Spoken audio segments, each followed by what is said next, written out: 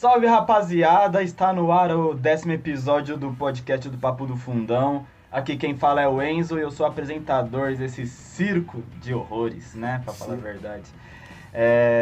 Antes de começar, antes de apresentarmos o resto dos integrantes, eu queria falar para vocês curtirem as nossas redes sociais. Estamos disponíveis no Twitter, no Instagram, no Facebook, no TikTok, por incrível que pareça, eu sempre gosto de ressaltar isso. E também no blog do Papo do Fundão, você sempre vai estar antenado com os pré-jogos das partidas mais importantes. Beleza? Então, antes de mais nada, gostaria de apresentar os integrantes desse circo, né? Gostaria de apresentar o Naor Andrade, o nosso frio e calculista, comentarista 10 de 10. Fala aí, tu, Naor. Fala, rapaziada, boa noite aqui pra todo mundo aqui no dia da gravação. Vamos com tudo num podcast que promete polêmicas, viu? Polêmicas. Certinho, rapaziada. E agora quem quer apresentar um cara que, sem palavras, também tem umas opiniões que, papai do céu, mamãe do céu, tem umas opiniões que, pelo amor de Deus. Fala aí, Vitão. Hoje é dia de polêmica e o cara que tem as opiniões polêmicas aqui só fala verdades, não fala polêmicas. Falando em polêmico, eu deixei esse cara por último por um motivo especial.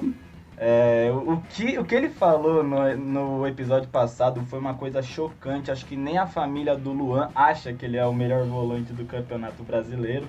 Mas sempre tem fã pra tudo, Aliás, né? Se você não viu a seleção do Vinícius, confere lá no último podcast. Se você tiver coragem, viu? Porque, olha, mamãe do céu, o lateral e o volante... Mas fala aí, Vini, fala aí, você é diferenciado, meu amigo. Essa do Luan Rendão, hein? De volante, enfim, minha opinião, e é isso. Eu queria dar as boas-vindas, né? Mas hoje vai ser mais uma discussão polêmica da gente. Vai ter recorte pra caramba de...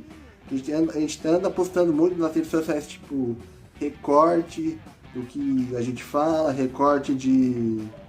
Enfim, bora com mais uma edição aí. Falando sobre um pouco de treinadores, nessa temporada expandiu o leque de treinadores estrangeiros, né? O São Paulo contratou o Crespo, o Internacional contratou o Miguel Ángel Ramírez, o Santos contratou o Ariel Roland. Por que ele... primeiro eu vou começar pelo Naor, né? Por que foi buscar o técnico lá fora? Será que é uma vantagem técnica que os clubes estão pensando nos seus times? Que os presidentes, quer dizer, estão pensando nos seus times? Você acha que não, Naor? O que você acha, mano? Bom, então, Enzo, eu acho que é muito mais uma falta de opções que a gente tem aqui no Brasil do que verdadeiramente uma grande variedade de treinadores estrangeiros. Até porque grande parte não, né? Alguns se negaram a vir para o Brasil. A gente pode relembrar naquela época que o Flamengo teve a saída do Jorge Jesus, estava buscando alguns treinadores estrangeiros. A gente viu que alguns treinadores que receberam ofertas não têm muito interesse de vir para o Brasil. Mas os treinadores que normalmente já atuam na América do Sul têm uma disposição maior de vir para o Brasil. Mas então, eu acho que assim, a gente tem poucas opções no Brasil de treinadores que oferecem para os times uma boa variedade tática, uma mudança mesmo de filosofia no clube. Eu estava até conversando em off com o Vitão mais cedo, e a gente estava falando sobre que aqui tem muito treinadores paizão, né? A gente pode dizer assim. A gente tem ali o Felipão, com aquela coisa de família escolar, que já se repetiu em seleção e já se repetiu em alguns clubes. A gente tem o Abel Braga com esse perfil. A gente tem o próprio Cuca, que também, na minha opinião, tem esse perfil. Então, eu acho que, assim, esses treinadores, eles são meio que tapa-buraco. Acho que a gente vê há bastante tempo já essa questão de dança das cadeiras, né? Sai um, entra outro. Sai o Felipão, entra o Mano Menezes. Sai o Mano Menezes, entra o Abel. Sai o Abel, entra o... Entendeu? Só esses mesmos caras que não agregam muita coisa tática, né? Então eu acho que é mais a falta de opção mesmo. Eu acho que os times estão certos em buscar renovação, buscar treinadores que possam agregar um valor diferente em questão de base, em questão tática. E, enfim, concordo muito com a decisão dos 3 clubes citados. E você, Vini, o que você acha? Você talvez tenha se empolgado com o começo do Crespo, no Tricolor, hein? O que você acha, meu amigo? eu penso que é super justo os clubes tentarem trazer estrangeiros para justamente tirar um pouco da zona de conforto, de ser sempre a mesma coisa, sempre treinadores com a mesma tática, treinadores com pensamentos modernos. Eu acho muito válido. E também a gente pensar também na escassez de treinadores brasileiros, que estão muito atrás de qualquer técnico. Estão muito atrás no sentido de pensamento de tática, de evoluções táticas, de ofensividade. Sempre você vê técnicos muito defensivos, de 3 zagueiros. Então eu acho muito justo trazer esses estrangeiros justamente para tentar tirar os próprios brasileiros da zona de conforto e fazer nosso futebol melhorar. Eu vou dar uma lembrada lá na década de 50, quando veio o Bela Gutmann para São Paulo. Que realmente ele trouxe uma coisa nova, implementações novas aqui no futebol brasileiro e nos fez evoluir. Então acho super justo sim trazer essa gama de treinadores estrangeiros. Mas eu gosto de salientar assim, ó, não é porque é estrangeiro, porque é bom. É muito importante salientar, achar que e o Jorge Jesus deu certo lá no Flamengo, vamos trazer um português que vai dar certo igual. Não é assim. A gente tem que pensar que os europeus, entre eles mesmos, entre os sul-americanos aqui mesmo, eles têm uma maneira diferente de pensar o jogo. Então, cabe ao clube pensar que filosofia de jogo ele quer no clube. E só pegando um gancho aí com o Vinícius, eu trouxe alguns dados aqui. São técnicos, esses 3 técnicos são técnicos que iniciaram carreira faz pouco tempo. Então, praticamente, quando vem para o Brasil, vai disputar, pegar um dos melhores elencos e que já teve na carreira. O primeiro exemplo é o Crespo, que começou a carreira em 2015 pelo Modena, da Itália, já foi extinto. Isso, o time foi extinto, já não, mas faz 5, 6 anos que começou a carreira como treinador já é campeão, profissional, que ele era da base. E é campeão já. E ele ganhou uma Sul-Americana com o Defensor e Justiça. Então, mesmo que ele foi campeão, fez um bom trabalho no Defensor e Justiça, ele teve ali em torno de 50% a 60% de aproveitamento. Então é um teste. O São Paulo é gigante. Tem um elenco melhor que o Defesa e Justiça. Então é o primeiro grande desafio dele. O Roland vem para o Santos também com alguns jogadores que são bons. O Santos é um dos maiores times do mundo. E um dos levantamentos que eu fiz aqui, que é até engraçado. O Roland foi campeão, ganhou medalha de bronze no Pan-Americano 2003, com hóquei de grama feminino. Ele era técnico do hóquei de grama feminino. Aleatório. Ele é medalhista. Então, ele veio do hóquei de grama desde 2003. 2007 ele virou auxiliar técnico em alguns times. Só se tornou também técnico profissional em 2015, igual o Crespo, só que pelo Defesa e Justiça. Ele tem 2 grandes títulos. Tem a Sul-Americana 2017, que foi em cima do Flamengo, e também foi campeão com a Universidade Católica, campeão chileno em 2020. Então pegar o Santos é o maior desafio da carreira dele. Então é uma aposta. E o Miguel também é a mesma coisa. A carreira dele começou em 2019, com o Independente Del Valle, e foi campeão da Sul-Americana em 2019. Então o grande trabalho vai ser no Inter, com grandes estrelas. Então são 3 apostas. Eles mostraram um bom trabalho nesses times que eles treinaram, mas são apostas, a gente não sabe como eles vão lidar. Igual o Flamengo apostou no Domenech, e não deu certo. Não deu certo no Domenech, e deu certo com o Ceni, a gente não sabe. Né? Foi campeão, mas vamos ver se... Porque o Ceni é um técnico longo período, né? Ele consegue montar, mas eu acho que por enquanto são apostas. Tempo dirá se eles acertaram ou não. Eu acho interessante que vocês resgataram muitos dados, né? Falaram sobre Domenech Torrent. O Vini falou uma coisa interessante que eu tô pensativo até agora, que é que não é porque é gringo que realmente é a fonte do sucesso. E, cara, tivemos alguns exemplos na temporada passada, que foi o Gesualdo Ferreira, que foi o Ricardo Sapinto, que foi o próprio Domenech, né? E, se eu não me engano, são esses mesmo. E eu gostaria de perguntar... Dudamel. O Dudamel, que foi eliminado na Copa Sul-Americana e na Copa do Brasil. Os treinadores estrangeiros são realmente melhores que os brasileiros, de coração mesmo, vocês acham? Eu acho que é tudo muito relativo. De uma maneira geral, eu acredito que sim, a maioria dos técnicos estrangeiros aqui mesmo na América do Sul, principalmente os argentinos, que tem muitos deles treinando times importantes na Europa, tem o Pochettino, tem o Louco Bielsa, o próprio Simeone, que mudou o status do Atlético de Madrid recente. Então acho que de maneira geral sim, até que você não vê brasileiros treinando os grandes times da Europa, ou times que pelo menos estão em ligas importantes na Europa. Pelo menos eu não vejo. Só o último adendo, Vini. O último que eu lembro também foi o Silvinho do Lyon, né? Que saiu de lá com a fama de retranqueiro com apenas 7 rodadas. Eu ia comentar disso aí também. Então, realmente acho que aqui no Brasil tem que melhorar muito o pensamento de jogo. E como eu comentei em outro podcast, eu comentei que aqui no Brasil tem muita aquela de a gente é pentacampeão mundial e não tem que ouvir os outros. Eu acho que também falta um pouco de humildade nos treinadores brasileiros, eu acho. E você, Vitão, você concorda com tal afirmação do Vini? Concordo com o nosso amigo Vinícius aí. O futebol brasileiro é um dos maiores do mundo, né? Não tem como negar. É o pentacampeão. Então, a gente não pode só sentar nisso, né? Falar, a gente é o melhor do mundo, é um dos maiores do mundo e sentar nisso. O futebol brasileiro vem caindo, né? De qualidade, a cada ano cai mais. Cada ano se distancia mais. O Brasil não ganha uma Copa desde 2002.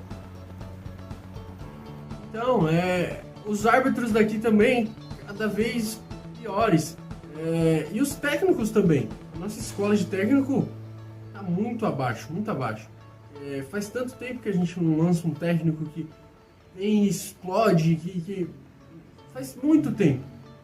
Então, tudo no Brasil tá baixando o nível. A gente tem que buscar e crescer, né? Voltar a subir. Olhar para fora, parar de falar que aqui é o país do futebol e acabou. Não, vamos olhar para onde está dando certo e copiar. Onde está dando certo? Na Inglaterra? Como que os técnicos aprendem lá? Na Argentina, aqui do nosso lado, vários técnicos vitoriosos que saem de lá. Vamos ver como que ensinam, como que é o dia a dia. A gente tem que... Não podemos ter a soberba e ficar sentado, parado. A gente tem que ver onde está dando certo e trazer para o nosso futebol. Gabaritou, Vitão. Você falou tudo, pra falar a verdade, mano. Ainda bem que acabamos esse assunto, porque eu gosto de polêmica, né?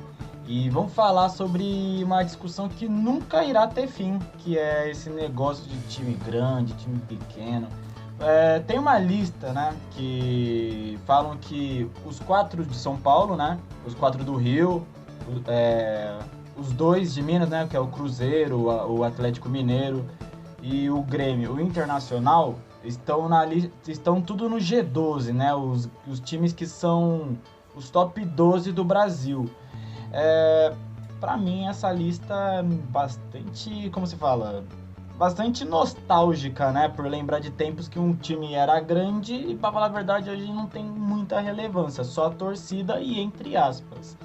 Norzeira, você concorda com essa lista, cara? Eu tô muito curioso pra saber a sua opinião. Bom, vamos lá. É um assunto polêmico, é um assunto extenso. Vamos tentar resumir aqui para os nossos ouvintes. Bom, pontuando primeiro para começar a minha opinião, é o seguinte: tem pontos para mim que são fixos, que não vão mudar. A primeira questão é a torcida. Por mais que alguns torcedores de algum clube eles possam trocar de time, grande parte da torcida, mesmo o clube sendo rebaixado para a Série D, alguma série assim, tem aquela parte da torcida que não vai abandonar o clube.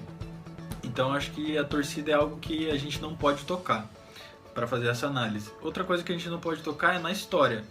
Todos os clubes têm a sua história e todos os clubes tiveram a sua importância no momento X da história. Então, no momento tal clube era grande, no momento tal clube foi o melhor daquela década. Então, pontuando essas duas questões, eu acho que assim, vamos começar a polêmica, né? é difícil a gente colocar na mesma frase um São Paulo, um Santos da vida, colocar na mesma frase, no mesmo critério de grandeza do que um Botafogo, por exemplo. Um Botafogo, um time que só tem 2 campeonatos brasileiros, um time que um grande feito pro Botafogo é chegar numas quartas de finais de Libertadores. Na minha opinião, um time do nível do Botafogo, com rebaixamentos, enfim, não pode estar no mesmo nível de, como eu citei, São Paulo e Santos, por exemplo. Então, eu acho que pode ter 12 grandes? Pode ter 12 grandes, mas dentro desses 12 grandes a gente tem subdivisões. Aí nessas subdivisões, como que a gente pode fazer? A gente pode falar de rebaixamento, que é um tópico também polêmico. A minha opinião sobre essa questão de rebaixamento entrar como um critério de ranking é assim: eu acho que não existe essa coisa de time grande não cai. Pode acontecer de todo time cair, porém ele não vai deixar de ser grande por cair ou não. Então eu acho que assim, até o último clube cair, hoje só restam Santos, Flamengo e São Paulo. Até enquanto tiver um clube que não caiu, isso vai ser tocado, não tem como. A partir do momento que todos caírem, aí sim, aí a gente vai falar em questão de grandeza somente com títulos. Enquanto tiver times que não caíram, eu acho que isso tem que ser citado e tem que ser levado em consideração. Eu acho que é um feito grande você não cair, você se manter na elite o tempo todo. Então, vou deixar, para não ser muito longo o meu comentário, vou deixar os meus amigos darem a opinião deles, mas eu só queria fazer essas leves pontuadas para iniciar, para ser um debate mais saudável. Para você, o Vitão, você concorda com essa lista? Eu concordo sim com partes que o Naor falou aí. Eu colocaria, como o Naor disse, os clubes têm história, né? Não é grande, pequeno, não, todos têm sua história. Toda história é única, não tem... É muito bonito o futebol e cada pessoa vive aquela história diferente. Então, o torcedor do Botafogo vai viver a história do Botafogo diferente de quem está olhando de fora. O torcedor do Atlético também. Então, a gente não está falando que seu time é uma merda, que seu time não deveria existir, não. A gente está falando aqui, vamos pôr em prateleiras de títulos. Eu vou... torcida, títulos, estruturas. Então, eu acho que tem uma prateleira... esses 12 grandes existem aí desde que eu nasci. 12 grandes. São os 4 do São Paulo, os 4 do Rio, 2 de Minas e 2 do Rio Grande do Sul. Eu colocaria o Flamengo, do Rio de Janeiro, eu acho que está nessa primeira prateleira aí, pelo momento que vem vivendo, pelos títulos que tem, né? 8 campeonatos brasileiros, um campeão da Libertadores, um time que é influente na sua torcida. Eu colocaria São Paulo, Corinthians, Palmeiras e Santos também, eu acho que esses times têm grandes títulos, são influentes na sua torcida. Aqui em São Paulo, uma torcida muito grande, e fora de São Paulo também. Pesquisas informam aí que sempre, fora das regiões sudeste aqui, a maioria também é corintiana, tem São Paulino, então todas as regiões têm torcedores para esses 4 times aí. De Minas eu colocaria o Cruzeiro nessa prateleira, de super times aí, não de super times, mas de maiores times do país. O Atlético tem uma torcida menor que a do Cruzeiro, tem uma torcida que não é tão relevante comparado com as outras, né? O último estudo falou que só tem 2% da torcida do Brasil atleticana. Então é uma torcida menor, tem poucos títulos, uma Copa do Brasil, uma Libertadores. Tá começando e um a ficar Brasileirão. pessoal esse seu argumento. 71 não ganha. O ano que meu pai nasceu, inclusive. Do Sul, eu colocaria o Inter e o Grêmio, porque são times que brigam nessa década, brigaram muito. Libertadores estavam lá, a Copa do Brasil estavam lá. Brasileirão eles estão meio sumidos, aí não ganham um tempinho, mas disputam, né? Disputam lá em cima sempre, se classificando para Libertadores. O Inter de vez em quando dá uma quedinha, o Grêmio também, mas os dois eu colocaria nessa prateleira. Na prateleira de baixo, os que restaram, né? Que é o Atlético Mineiro e o Vasco, né? Porque são times que têm Libertadores, mas não tem uma grande expressão quanto os da prateleira de cima. E de baixo são Botafogo, Fluminense, Bahia, todos os campeões nacionais que não levaram a Libertadores. A Libertadores pesa muito no meu critério aqui. Então são essas 4 prateleiras do meu futebol. E a quinta é aqueles que não ganharam nada de interessante. Eu assino embaixo tudo que meus colegas falaram, e realmente eu concordo mais, principalmente com o Naor, que quando ele fala que sim, existem esses clubes grandes, mas eles estão em prateleiras diferentes. E eu queria dar um outro adendo, que eu queria adicionar nesses 12 grandes. Se a gente for considerar que, por exemplo, o Botafogo ele ganhou 2 campeonatos brasileiros. Nunca ganhou uma Libertadores, nunca ganhou um Mundial. Nem em final de Libertadores chegou. Eu gostaria de colocar o Bahia nesse rolo, que é um time que é bicampeão brasileiro igualmente, já jogou Libertadores e tudo. O Sport já ganhou Copa do Brasil. Aí tem aquela polêmica de 87 lá, que eu não vou entrar no mérito. Mas é um clube super importante na região do Nordeste, e o Atlético Paranaense, que também foi campeão da Copa do Brasil e do Campeonato Brasileiro. Então fala assim, se você for incluir, tipo, por exemplo, Botafogo, Fluminense, dá pra incluir o Bahia, o Sport e o Atlético Paranaense. Só incluir no seu comentário, Vini, o Bahia tem mais título brasileiro do que o Atlético Mineiro. Sim, o Atlético Mineiro tem 1 e o Bahia tem 2, que é em 59 e 88. Então, Vini, pra você não é G12, já é um G15 aí. Eu acho que assim, se você for colocar alguns clubes no mesmo patamar de Botafogo, Atlético, que tem poucas conquistas, dá pra colocar o Sport e o Bahia tranquilamente, que tem números equivalentes de títulos. E Vini, fala aí a sua lista aí de time grande, intermediário e pequeno, cara. A minha lista é parecida com a do Vitor. Eu nem altero o que ele colocou. Lá em cima, os 4 de São Paulo, Flamengo e os 2 do Sul. Não, e o Cruzeiro também, desculpa. O Cruzeiro também, pra mim, tá nessa prateleira. Por mais que esteja vindo jogando 2 séries B seguidas, eu acho que ainda o Cruzeiro tem um número relevante de títulos. Concordo. E intermediário e pequeno aí? Intermediário é igual do Vitor, o resto é igual do Vitor. Beleza.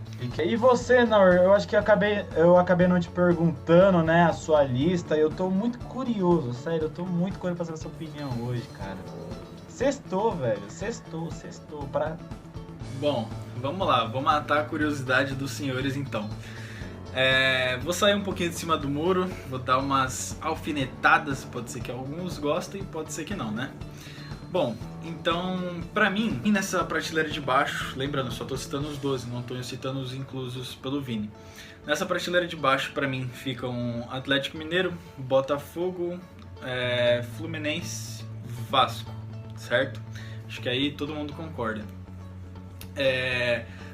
Porém, a única diferença minha pros amigos aí é que dentro desses 12, pra mim, não tem só 2 prateleiras. Esses times, né, que eu citei, Atlético, Vasco, Botafogo e Fluminense, e a prateleira de cima. Pra mim tem mais uma prateleira no meio.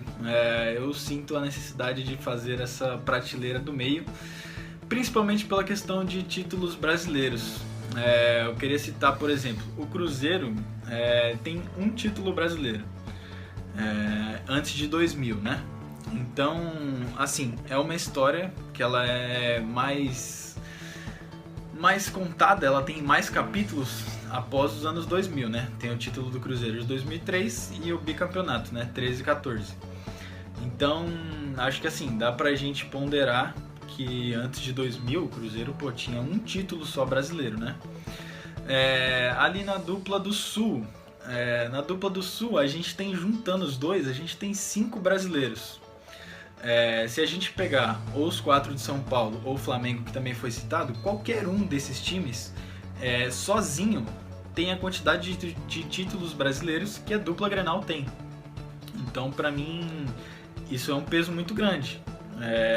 O Internacional, por exemplo, tem 3 títulos conquistados na década de 70.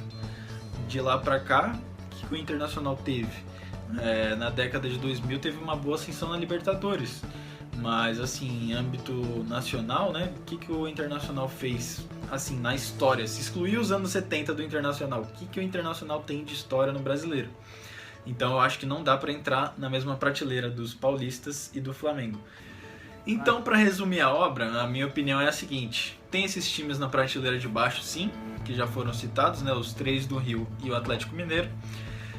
E aí, discordando dos amigos, né, citando novamente, eu ponho uma prateleira aí no meio com Grêmio, Internacional e Cruzeiro.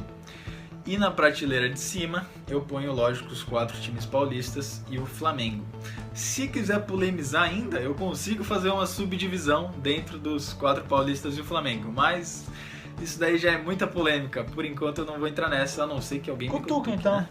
Pode falar, cara. Oxe, você citou, meu amigo.